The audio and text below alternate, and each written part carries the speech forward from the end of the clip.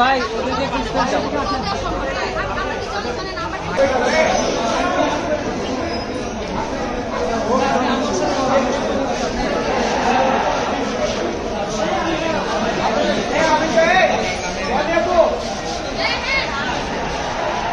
আমার অন্তরে এমন বিবেক কাজ করতেছে যা না বললেই না। যাতে শুনে এই দেশে আতঙ্ক এখন চিকিৎসা করতেছি, কিন্তু গুলি লাগছে না তার এখানকার অবস্থা মানে মোটামুটি ভালো, কিন্তু বেশিক্ষণ মানে ইয়ে করা হয় এই হাতটা মনে হয় যে অবস্থা মানে মোবাইলে ধরে থাকে, মোবাইলে ধরে থাকবে হয়ে যাবে। এটা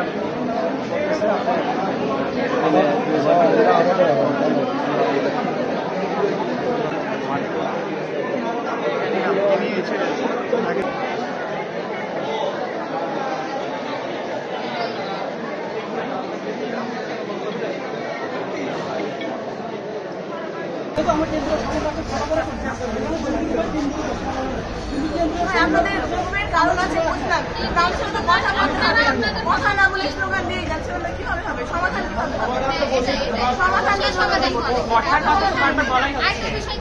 আমরা যত যা করছি অ্যানাউন্সমেন্ট করে ফেসবুকে যে 10টায় অডিটোরিয়ামে মিটিং হবে। আপনি বারবার বলছি এখন মঞ্চেও কেউ আসবে না, আপনারা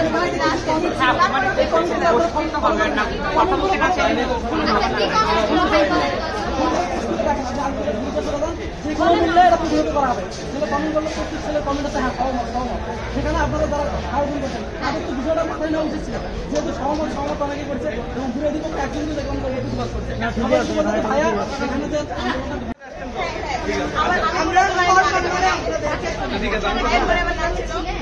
আমি আপনাদের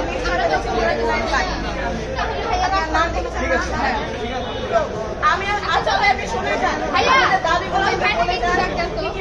দাবি ওইটাই যে ওদের একটা কেউ থাকবে না, আমি আপনাকে বলি ঢাকার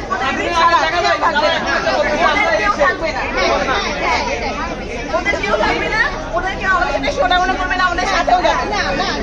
আচ্ছা আমি বলে আসি যে আপনাদের সাথে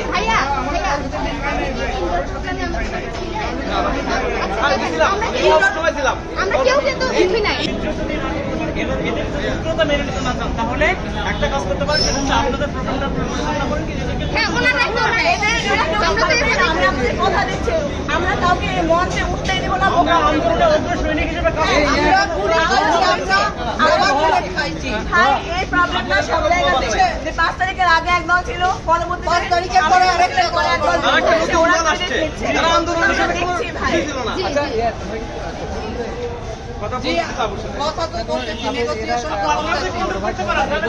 আচ্ছা আমি তো আমাদের সব দাবি মেনে নিচ্ছি, ওরা কেউ থাকবে না, উঠবে না, ওরা আমাদের সাথে কেউ থাকবেই না। আমি তো নিশ্চিত করলাম, আপনাদের কথা নিলাম, তাহলে এখন ঝামেলা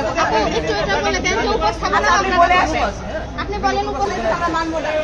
ভাই ওদেরকে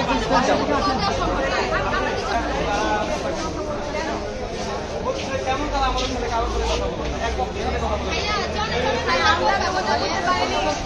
আমাদের ব্যবস্থা হয়, ওনারা তো আমাদের মধ্যে পৌঁছতে পারে, ওনাদেরও ব্যবস্থা